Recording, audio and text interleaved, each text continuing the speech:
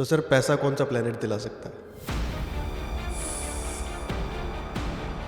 वो राहु केतु ही क्यों ना हो, शनि ही क्यों ना हो, अगर अच्छे पोजीशन पे है आप धनी बनो। जब भी किसी व्यक्ति के कुंडली में द्वितीय भाव, पंचम भाव, 11th भाव, ये तीनों मजबूत हो जाएगा, वो धनवान बन जाएगा। और ये मजबूत कैसे होते हैं? अगर हर चीज वैदिक उपाय से हो जाता तब तो फिर अंबानी के पहले तो मेरा ही नाम आता। अब जब मैं कड़वा सच्चाई बोलूंगा तो लोगों को मिर्ची लगेगी।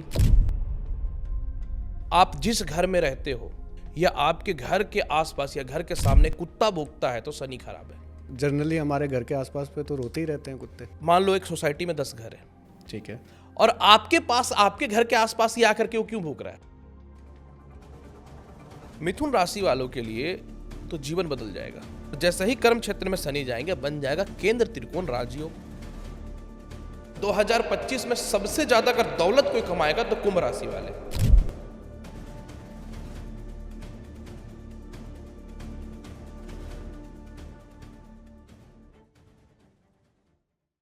सो रवि जी, या मैं कहूँ astro doctor Ravi Gupta, welcome to the pixel talks. Thank you. कैसे हैं सर आप? बिल्कुल अच्छा है। सबसे पहले तो आप लोगों का थैंक्स, धन्यवाद बोलना चाहूँगा कि आप लोगों ने मुझे इनवाइट किया है और मैं आया हूँ।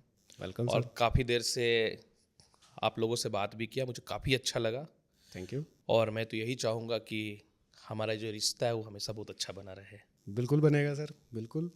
क्योंकि एक्चुअली क्या है कि हम एस्ट्रोलॉजी से रिलेटेड पॉडकास्ट काफ़ी सारे हम लाते रहते हैं। लोग भी हमें कमेंट करके भी बोलते हैं कि कुछ नए एस्ट्रोलॉजर्स को लाइए, कुछ नई नॉलेज हमें बताइए, और उसके ऊपर हम कंटेंट बनाने की कोशिश करते हैं। पर लोगों से एक गुजारिश रहेगी कि आप लोग सब्सक्राइब ज़रूर करें हमारे चैनल को, क्योंकि अगर सब्सक्राइब नहीं करेंगे तो फिर हम अच्छे लोगों को ज़्यादा नहीं ला पाएंगे। बिल्कुल, क्योंकि सब्सक्राइबर ही सर कहीं ना कहीं काउंट होता है ना सब चीज़ों पे। तो टॉपिक पे आते हैं सर। सबसे पहले देखिए, हमने तो अभी एक मुहिम छेड़ रखी है आजकल। बिल्कुल, पैसा कमाने की। जैसे हमने अपनी लास्ट वीडियो में भी, लास्ट पॉडकास्ट में भी हमने बोला था कि 2025 में खुद भी पैसा कमाना है और सबको कमा के देना है, जितनी हमारी ऑडियंस है। तो आज भी हमारा जो टॉपिक है वो वहीं घूमेगा कहीं ना कहीं। पर देखिए, हर किसी का एक अपना एक एक्सपीरियंस होता है जिसके बेस पे वो पूरा का पूरा अपना जो भी उसने जर्नी जी होती है उसके बेस पे उसका एक्सपीरियंस होता है। तो एस्ट्रोलॉजी के लिए आप काफ़ी टाइम से डेडिकेटेड काम कर रहे हैं कंटिन्यूसली। तो मैं ये चाहूँगा कि सबसे पहले आप ऑडियंस के साथ अपना वो एक्सपीरियंस शेयर कीजिए कि कितने टाइम से आप इस एस्ट्रोलॉजी की लाइन पे काम कर रहे हैं और कौन कौन से वेदास पे, ओक्कल्ट साइंस के अंदर आप काम करते हैं, और क्या एक्सपीरियंस रहा है आपका उस जर्नी के अंदर। सबसे पहला तो जब आप ये बात मेरे से आप पूछ रहे हो कि क्या आपका एक्सपीरियंस रहा है और एस्ट्रोलॉजी की तरफ आप मूव क्यों किए, बिल्कुल। तो एक बात तो मैं पहले ये बता दूं कि इस टॉपिक पे जो आपने मेरे से अभी पूछा है, इसमें मैं बहुत क्लियर आंसर देने वाला हूँ। अच्छा। हाँ, और मैं कुछ भी नहीं छुपाऊंगा। सबसे पहला तो मेरा जो खानदानी काम है जो पूर्वजों से चला रहा वो जेम स्टोन का था। ओके। उसके बाद फिर धीरे धीरे एस्ट्रोलॉजी के क्षेत्र में मैं मूव कर गया। कई बार ऐसा होता है कि डॉक्टर भी खुद बन जाओ और मेडिसिन भी खुद दो, क्योंकि आप जब भी जीवन में किसी चीज की शुरुआत करते हो तो कोई होप या कोई लालच से, बिना लालच का कुछ नहीं होता। बिल्कुल सही। तो मेरी भी एक लालच थी कि मैं अगर एस्ट्रोलॉजर बन जाऊं तो जेम स्टोन भी खुद से सेल करूं और कुंडलियां भी खुद से देखूं। लेकिन जब इस क्षेत्र में मैं फाइनली पूरे प्रॉपर तरीके से एंट्री ले लिया, जब लोगों से मैं मिलना चालू किया, तब मुझे ये फील हुआ कि ये बिजनेस से ज्यादा जो है एक इमोशनल अटैचमेंट का काम है। क्योंकि जब लोग आपके पास आ रहा है तो वो अपने जीवन में चारों तरफ से परेशान होकर के आ रहा है। बिल्कुल सही। और वो इस उम्मीद में आ रहा है कि मेरी किस्मत बदल जाएगी। पर मेरा जो एस्ट्रोलॉजी एक्सपीरियंस रहा वो ये रहा कि जब बहुत ही अच्छे से ध्यानपूर्वक एस्ट्रोलॉजी का ज्ञान मैंने प्राप्त किया, उसके बाद मुझे ये फील हुआ कि आपके पास दुख का कारण आप खुद हो। अच्छा। ओके। ऐसा इसलिए कि आपने पहले कर्म किया, कर्म करने के बाद जो भी आप चाहते थे कि मैं अचीव करूं, धन दौलत, वैवाहिक जीवन से जुड़ना, लव लाइफ से जुड़ना या सोशल लाइफ से जुड़ना या जो भी, या खुद अपने आप को जो आप अपने ईगो को लेकर के चल रहे हो, उसके बीच में जो गलतियां हुई हैं जिससे आपको दुख हुआ है, वो गलतियों को जो आप करके दुखी हुए हो उसको सुधारने के लिए नहीं, आप आ रहे हो ये पूछने के लिए कि मैं अब कैसे बचूं। तो सबसे पहली बात, अगर एस्ट्रोलॉजी के माध्यम से ये आपको पता चल जाए कि कहां पे गलती नहीं होनी चाहिए, तो आपका यहां पे एस्ट्रोलॉजर के पास जाना सफल हो जाएगा। बिल्कुल सही। लेकिन इसके बीच में अगर एक एस्ट्रोलॉजर ये सोचता है कि चलो मुर्गा तो अब फंस गया है, अब इसको हलाल करने का बारी है, और आपकी गलतियों को ना बताए और वो कुछ अंगूठियां वगैरह या ये बोल दे कि तुमने पिछले जन्म में कुछ गलत किया या फिर तुमसे ये गलतियां हुई हैं, तंत्र मंत्र है, कुछ पूर्वजों का किया हुआ है, आपने उसे भ्रमित कर दिया, तो वहां पे कुछ समय के लिए वो आपके उपाय कर लेंगे, हो सकता है कुछ महंगे स्टोन्स वगैरह पूजा पाठ भी करा ले। बिल्कुल सही। लेकिन यहाँ पे एस्ट्रोलॉजी अधूरा छूट जाता है, क्योंकि आपको पहले नियमता ये बताना चाहिए कि जो गलती आपसे हुआ वो किस ग्रह के कारण हुआ, और आगे भी यह ग्रह गलती करा सकता है जब वो महादशा और अंतरदशा में आएगा। क्योंकि जो गलती एक बार हुआ है वो एक पर्टिकुलर ग्रह से हुआ है, महादशा, अंतरदशा, प्रत्यांतरदशा, निम्नांतरदशा, लेकिन वो ग्रह फिर आएगा। तो पहला मेरा जो खुद का एक्सपीरियंस रहा, मैं लोगों को यही बोलता हूं कि ये ग्रह तुम्हारा ये प्रॉब्लम देगा, तुम अपनी जिंदगी में पहले इसको सुधार करो, ये अंगूठी पहनो, ये तुम्हारे ग्रहों के पॉजिटिव वेब को मजबूत करेगा। क्योंकि दुनिया में 12 तरह का एनर्जी है, जिसमें आप अपने कर्म से लेकर, जिससे कार्मिक एनर्जी कहते हैं, उससे लेकर के पूरा 12 तरह का एनर्जी, जिसमें वैदिक एनर्जी जिसके स्पिरिचुअल एनर्जी बोलते हैं, जेम स्टोन एनर्जी बोलते हैं, इसके अलावा जो मोटिवेशनल एनर्जी बोलते हैं, तो ये 12 तरह के एनर्जी को मिला करके एक इंसान का जीवन परफेक्ट चलता है। उसमें एस्ट्रोलॉजी का सिर्फ इतना ही कह सकता हूं कि विशेष तौर पर योगदान है कि आप अपने लाइफ में गलतियों को कहां पे देख रहे हो। ओके, तो गलतियां होने से पहले ही हम लोग उसको रोक सकते हैं बिल्कुल रोक सकते एस्ट्रोलॉजी हैं, के हिसाब से। बिल्कुल 100% गलती होने से पहले हम लोग उसको रोक सकते हैं।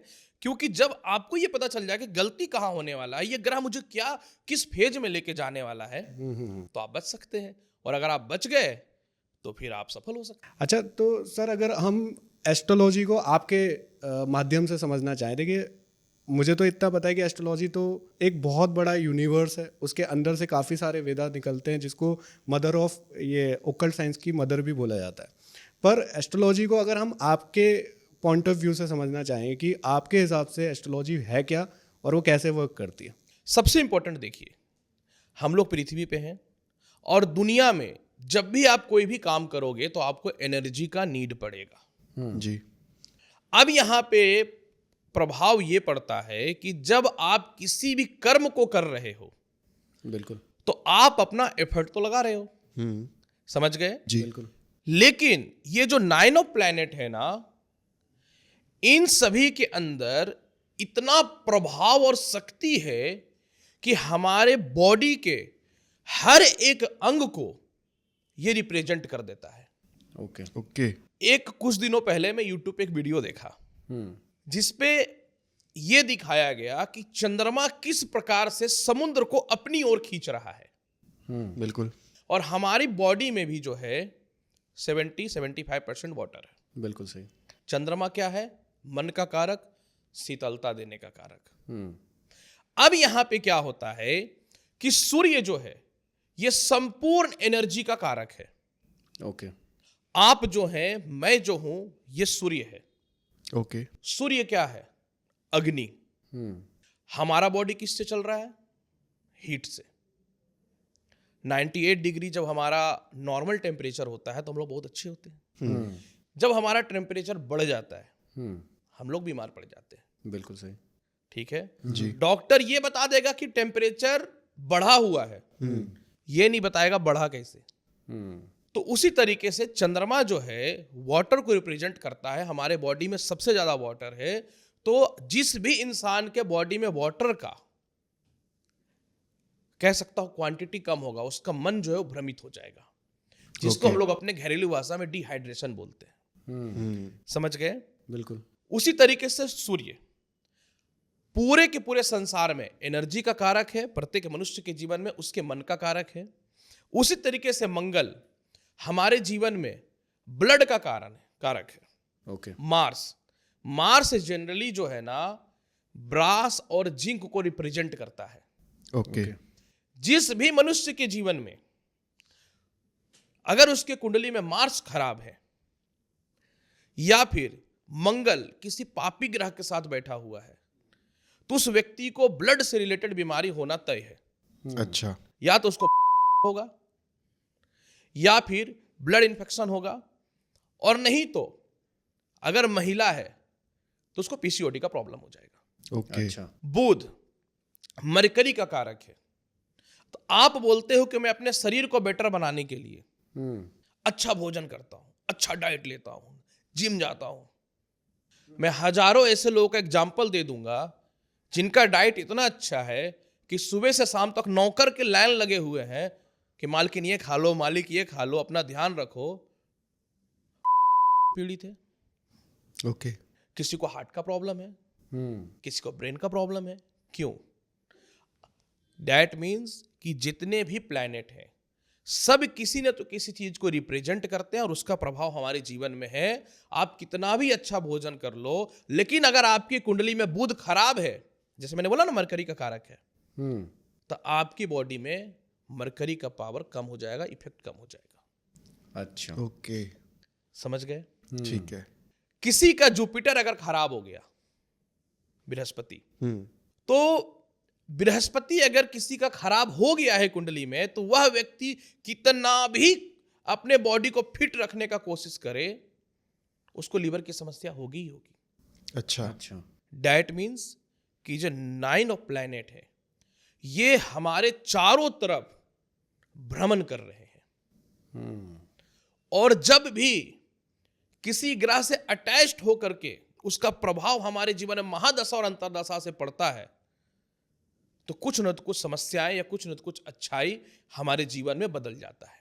अगर हमारा चंद्रमा पॉजिटिव हो जाएगा, एकदम मन प्रसन्न होगा, हर काम को बहुत अच्छे से करेंगे हम लोग। अगर हमारा मंगल मजबूत हो जाएगा, किसी से युद्ध या किसी से लड़ाई नहीं करेंगे, प्रेम पूर्वक उससे व्यवहार करेंगे और अपना काम निकाल लेंगे। ओके। समझ गए? जी।